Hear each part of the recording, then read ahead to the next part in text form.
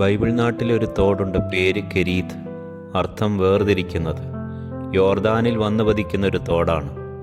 ഇന്നത്തെ പേര് യാബീസ് എന്നാണ്. ഒരു സീസണൽ തോടാണ്.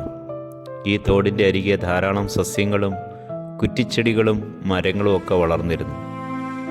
അപ്പോൾ തന്നെ വന്യമൃഗങ്ങളോ ദുഷ്ടജന്തുക്കളോ ഇല്ലായിരുന്നു. ദൈവം തൻ്റെ പ്രവാചകനായിരിക്കുന്ന ഏലിയാവിനോട് പറഞ്ഞു, നീ പോയി കെരീത്ത് തോടിനരികെ ഒളിച്ചിരിക്കുക. കെരീത്ത് തോട്ടിലെ ശുദ്ധമായ ജലം ഏലിയാവ് ഉപയോഗിച്ചു. ദൈവം അയച്ച കാക്ക രാവിലെയും വൈകിട്ടും അപ്പവും ഇറച്ചിയും അടങ്ങുന്ന ഭക്ഷണപ്പൊതിയുമായി ഏലിയാവിൻ്റെ അടുക്കലെത്തി. അങ്ങനെ ഏലിയാവ് ആ നാളുകളിൽ അവിടെ സുഭിക്ഷമായി കഴിഞ്ഞു. ദൈവമാക്കുന്നിടത്ത്, ദൈവം അയക്കുന്നിടത്ത് നാം തുടരുന്നെങ്കിൽ അവിടെ ദൈവത്തിൻ്റെ കരുതൽ എത്തും.